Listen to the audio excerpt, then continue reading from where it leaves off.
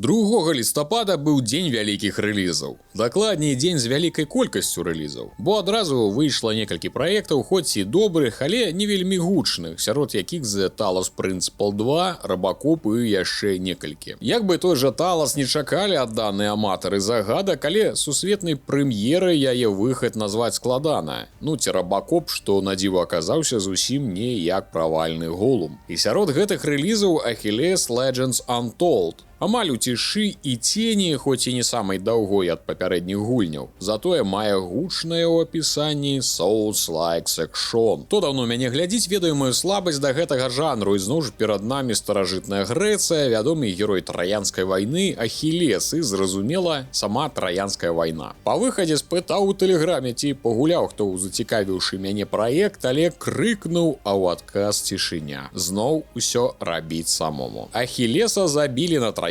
вайне. Такі гістарычна-міфічны спойлер, і думаю, вам вядома пра яго слабую знакамітую Ахілесаву пяту. І вось бы нам чыліць у царстве Аіда ды раздаваць парады за Грэю з гульні Хейтс. Як раптоўна праз 10 гадоў мы, то бок ён, прачынаемся недзе ў кустах. Быццам як я пасля дзённага сну з пытаннем, дзе я, які зараз год і што адбываецца. Нейкі валацуга кажа, што з Траянскай вайны мінула 10 гадоў, і што я тут раблю, ён не ведае. Значыць, трэба знайсці адказы на пытанні. Тыпу, чаго мы жылі, ці засталіся тутака хоць якія людзі з нашай арміі, ці варта гуляць у Achilles Legends Untold.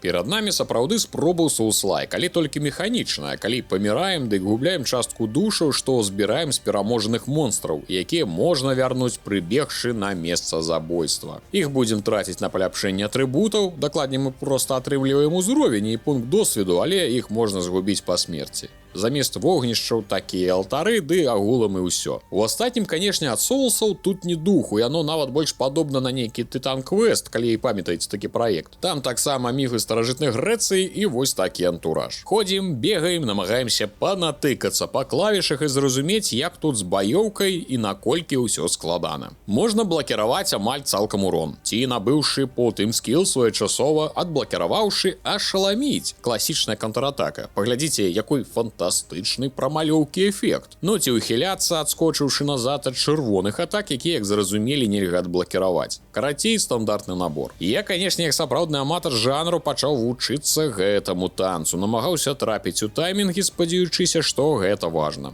Але, як паказалі некалькі гадзін, на жаль, без гэтага ўсяго можна лёгка абысціся. Калі ласка, большасць ворагаў можна спакойна заспаміць атакамі, забыўшыся на ўсе гэтыя шчыты і ухіленні. Іншых можна проста абыходзіць ззаду і біць. А з босамі, здавалася бы, дык увогуле можна разбірацца простымі удар-адскок, удар-адскок. І складанасць гульні амаль што імкнецца да нуля. Зразумела, гэта можа не адразу, але даволі хутка навучыцеся. Амаль у кожнай гульні, нават самай складанай, наступае такі момант, калі нібыта раскрываеце ўсе яе сакрэты, лайфхакі, трукі і навучаецеся перамагаць, але звычайна гэта адбываецца пад канец, а не ў пачатку. За лёгкасцю і аднабокасцю баёўкі наступае першая хваля расчаравання і першыя поцігі выключыць гульню. Бо ўся разнастайнасць прапанаваная распрацоўшчыкамі проста не патрэбна. Другая надзея, якая разгарэлася ўва мне пры праглядзе трэйлера, сеттынг старажытнай Грэцыі. Перад вачамі паўставалі ўсе міфічныя істоты, з якімі мы будзем змагацца, велізарныя цыклопы, медузы і іншая пачвара. Паспеў сустрэць банды шкілетаў, сапраўднага цыклопа, хоць і даволі маленькага, ажыўшую статую воіна, скарпіёнаў ды шмат простых людзей. Падаецца, што нават разнастайна, але ці іх лёгкасць вінавата, ці невыразны і цьмяны дызайн, але яны не ўразілі. Так, неяк усё цьмяна, несакавіта, без насычанага дэталямі асяроддзя і літаральна без добрага колеру.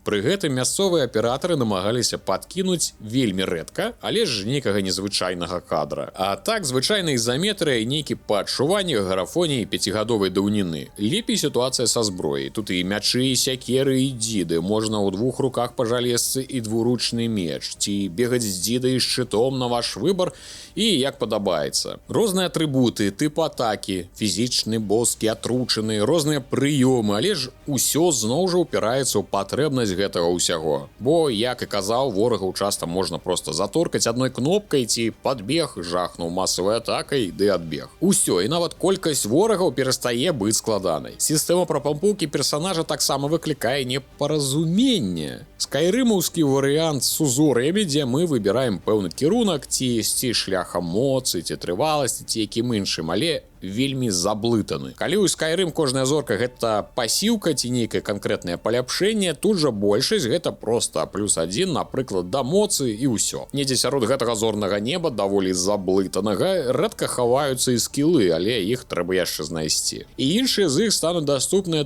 толькі па адкрыццю ўсіх звычайных зорак у сузор'і. У самым пачатку візуальна падаецца, вау, якая разнастайнасць, але ж па фактах там вельмі мала карысных скілаў і амаль усё проста паляпшэнне атрыбуту. На старце яшчэ ёсць пара багаў нязначных, але ж тут ёсць мемны скіл «This is Sparta», удар нагой, якім можна збіць ворага. Дык смешна глядзець, як па чарговым удары чарговы жа труп ляціць у небка. Да гэтага давайте дададзім і не зусім захапляльную гісторыю з такімі ж другараднымі квестамі. Ён нібыта шукае адказы, сустракае нейкіх простых чэлікаў, там некага ратуем, а там бандыты вёску спалілі. Карацей, маштабчыка старажытна-грэчаскага міфу не стае. Нават Куфры намагаецца біць як Кратас, але, канешне, на гэтым усё падабенства з лысым з Грэцыі скончваюцца. Агулам у яе можна гуляць, тыпу, ну вось проста гуляць, калі няма ў што болей. Але, пэўна, не трэба чакаць, што яна здолее падарыць вам нейкія крутыя эмоцыі, не ўпэўнены ў гэтым. І моцным серадняком я бы таксама яе не назваў бы. Свет пуставаты, лакацыі аднолькава несакавітыя і цьмяныя, гісторыя не чапляла, баёўка расчаравала, і таму можна запісаць яе, пэўна, ў прахаднякі. І цяпер зразумела, што яе выхад цалкам апраўдана апынуўся ў цені іншых гульняў лістапада, нават не самых буйных. Пашукаў інфу пра распрацоўшчыка, аказваецца, зноў палякі, нешта яны разышліся апошнім часам у гульнявой індустрыі. І дзіўны факт, што яна распрацоўвалася пад нейкі грант ад Еўрапейскага саюзу па пытаннях лічбы. А канкрэтна нейкая груп AI Action, сістэмы штучнага інтэлекту, якая кантралюе наладжванне і кіраванне групавымі дзеяннямі ў гульні ў рэжыме рэальнага часу. Ого, гучыць сур'ёзна, паслухайце мэту. Праект накіраваны на распрацоўку прататыпа інавацыйнай ролевай экшн-гульні, якая будзе адрознівацца ад іншых у гэтым жанры захапляльным геймплеем з акцэнтам на інавацыйным падыходзе да групавога бою. Во! Карацей, не так проста гульню рабілі, але ж на мой сціплы погляд эксперымент няўдалы, бо інавацыямі тут і не пахла. І нейкіх асаблівых паводзін ворага я не заўважыў, тым болей, як яны пішуць, з выкарыстаннем навакольнага асяроддзя. Адзінае, што можна рабіць, ламаць бочкі ў пошуках луту. Але гэтую інавацыю ў выкарыстанні асяроддзя прыдумалі дзесяткі гадоў таму. Ну, грошы еўрапейскіх падаткаплацельшчыкаў, таму іх права, у якія інавацыі іх марнаваць. Азнайамленчы стрым па Ахілесу можна паглядзець у запісе на канале Рудзі Стрымы і вырашыць, ці варта яна вашага часу. Паважаныя гледачы, YouTube не разумее беларускі кантэнт і не прасоўвае яго, таму, калі ласка, падзяліцеся гэтым відэа з сябрамі. Націсніце панскі ці паненскі лайк, ды напішыце шляхетны каментарый. Дзякуй вялікі спонсорам з Patreon і YouTube за вашу падтрымку. Нагадваю, што са студзеня вернуцца гульнявыя навіны, а агулам кантэнту павінна стаць болей. Усё гэта магчыма дзякуючы вам, і калі